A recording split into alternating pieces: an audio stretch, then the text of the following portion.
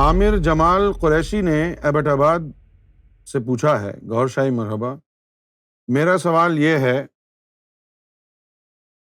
کہ موسیٰ علیہ الصلاۃ والسلام کی قوم کے جو لوگ آج بھی حق پر ہیں، ان کے پاس ان کی ایکچوئل کتاب توریت کی تعلیم کیسے پہنچی؟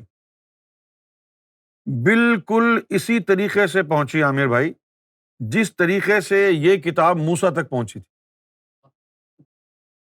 یہ کتاب جب اوپر سے آتی ہے تو پرنٹڈ فارم میں تو نہیں ہوتی ہے نا، نہیں ہوتی ہے نا۔ جبریل کوئی پھرے تو لے کے نہیں آتا ہے جس کے اوپر آیتیں لکھی ہوتی ہیں۔ اوپر سے جب وحی آتی ہے تو وہ قلب کے اوپر اتاری جاتی ہے، پھر اس کے بعد کیا ہوتا ہے؟ اس کے بعد فلٹر ہوتا ہے۔ فلٹر کیا ہوتا ہے؟ فلٹر اور اس کے اوپر جو ہے نا، یعنی کنفرمیشن کا نور ہوتا ہے۔ اب وہ حضور کے قلب اطہر پر اتری ہے، فرض کیا، پھر حضور کے قلب مبارک سے وہ آپ کے لطائف سے گزرے گی، فلٹر ہوگی، اس کے بعد آپ کی زبان سے نکلے گی۔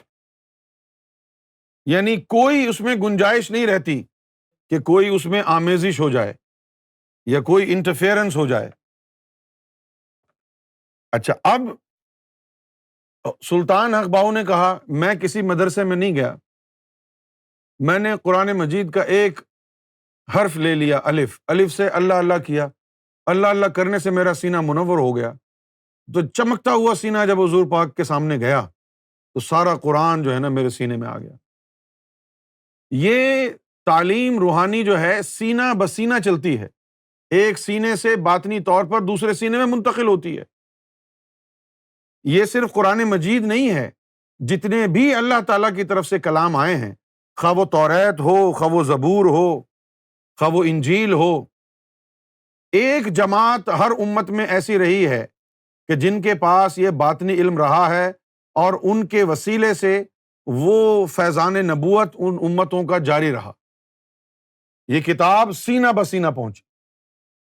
اچھا، اب ہم اپنا ذرا جائزہ لے لیں۔ ہمارا جو یہ قرآن مجید ہے جو ہمارے ہاتھوں میں ہے، تو اس کو کتابی صورت میں دینے کا حکم تو اللہ نے نہیں دیا تھا، نہ ہی محمد رسول اللہ نے دیا۔ تو اگر ہمارے صحابہ کرام اس کو کتابی صورت میں نہ کرتے تو پھر کیا ہوتا؟ قرآن ختم ہو جاتا؟ نہیں نا، قرآن پھر صرف مستحق لوگوں تک جاتا جن کے سینے میں گیا ہے۔ یہ اللہ تعالیٰ کا عطا کرنے کا، ایک کرم کرنے کا، فضل کرنے کا ایک طریقہ تھا جس میں صحابہ کرام نے مداخلت کر دی۔ آج یہ قرآن سب کے پاس ہے، جس کا جی چاہے اس میں اس کی نئی ایک تعویل پیش کر کے لوگوں کو گمراہ کر دیتا ہے۔ اسی قرآن کو پڑھ کے لوگ شیعہ بن گئے، اسی کو پڑھ کے وہابی اور اہل حدیث بن گئے، اسی کو پڑھ کے بریلوی بن گئے۔ اور اگر یہ قرآن کتابی صورت میں نہ ہوتا تو پھر تمہاری رسائی قرآن تک کب ہوتی؟ جب تمہارا نفس پاک ہوتا، جب تمہارا قلب پاک ہوتا، پھر تمہاری رسائی سینہ مصطفیٰ تک ہوتی، تو پھر قرآن میں کوئی اس کی تعویل میں گڑبڑ نہیں کر سکتا۔ آج تمہیں موقع مل گیا، سب کے ہاتھ میں جو آ گیا۔ اگر یہ کتابی صورت میں نہ ہوتا تو پھر لوگوں کے پاس کوئی چارہ نہ ہوتا سوائے اس کے کہ محمد رسول اللہ کے قدموں میں پہنچا جائے۔ آج تمہارے ہاتھوں میں آ گیا تو تم نے محمد رسول اللہ کو ہی ہٹا دیا سامنے سے۔ اچھا، اب دیکھیں جھوٹی حدیثیں۔ کیا جھوٹی حدیث؟ کہ میں یہ تمہارے لیے قرآن چھوڑے جا رہا ہوں، اگر تم نے اس کو پکڑے رکھا تو تم کبھی گمراہ نہیں ہوگے۔ چھوڑ کے کہاں گئے حضور قرآن؟ قرآن تو حضور کے سینے میں تھا جب گئے ہیں۔ یہ جھوٹی حدیث ہے۔ حضور قرآن چھوڑ کے کہاں گئے؟ وہ قرآن تو حضور کے سینے میں تھا، چھوڑ کے کہاں گئے؟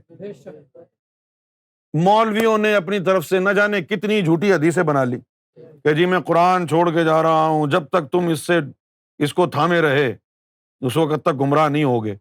اچھا، اب سمجھ جائیں۔ چلو، اگر تم سمجھتے ہو کہ یہ حدیث سچی ہے تو قرآن سارے فرقے والوں نے پکڑا ہوا ہے نا، پھر گمراہ کیوں ہیں؟ فرقے کیوں بن گئے پھر؟ کیونکہ تم نے یہ قرآن پکڑا ہوا ہے جو اس دور میں تھا ہی نہیں۔ محمد رسول اللہ کے سینے میں ہے قرآن۔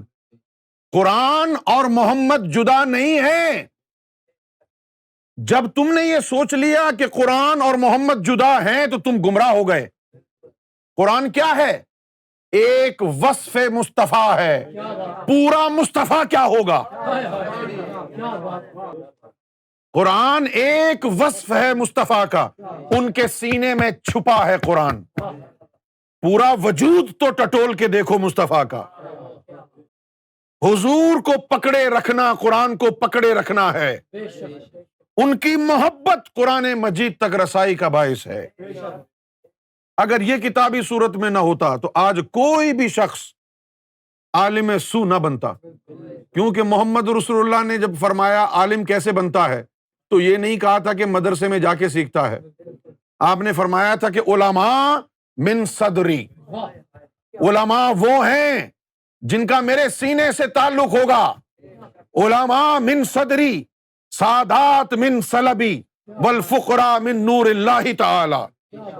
اور فقیر وہ ہوگا جو اللہ کے نور میں مستغرق ہو جائے گا، غوطہ زن ہو جائے گا بحر وحدت میں۔ یہ حقیقت۔